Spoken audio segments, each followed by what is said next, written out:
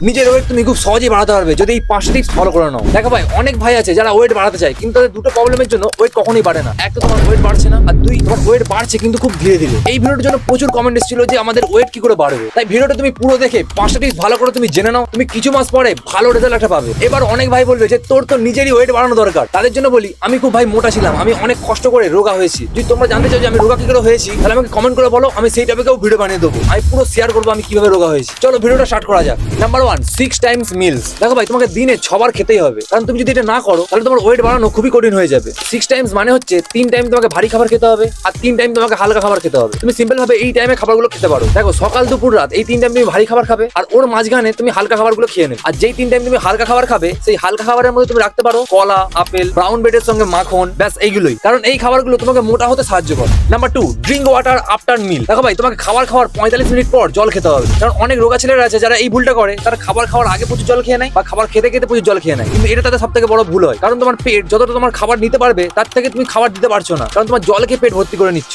তাই এই ভুলটা করা বন্ধ করো, নাহলে তোমার ওয়েট কখনোই বাড়বে না। Number 3, drink protein shake. দেখো ভাই, পার ডে তোমাকে 45 মিনিট জিম করতে হবে, আর জিম করার সাথে সাথে তোমাকে প্রোটিন শেকও খেতে হবে। আর জিম তুমি 45 মিনিট করবে, কারণ তোমার যদি জিম 35 মিনিটের অধিক করো তাহলে তোমার ওয়েট বাড়ার বদলে ওয়েট তোমার কমতে শুরু করে দেবে। তাই তোমাকে জিম প্রতিদিন 35 মিনিট করে করা উচিত। আর যদি তুমি প্রোটিন শেক না খেতে চাও তাহলে তুমি প্রোটিন জাতীয় খাবার খেতে পারো, যেমন মাছ, মাংস, ডিম, দুধ, পনির এইসব। কিন্তু তুমি যদি প্রোটিন শেক খাও তাহলে তুমি খুব তাড়াতাড়ি রেজাল্ট পাবে, কারণ এটা তোমাকে প্রতিদিনই খেতে হয়। আমি লিঙ্কটা ডেসক্রিপশনে দিয়ে দিচ্ছি, তুমি ওখান থেকে কিনে নিতে পারো। আর এটা ইউজ করা প্রচুর সোজা। তুমি জিম করার পর বোতলে ঠান্ডা জলে 1 চামচ প্রোটিন শেক মিশিয়ে দাও, মিশিয়ে শেক করে নিয়ে খেয়ে নাও, ব্যাস।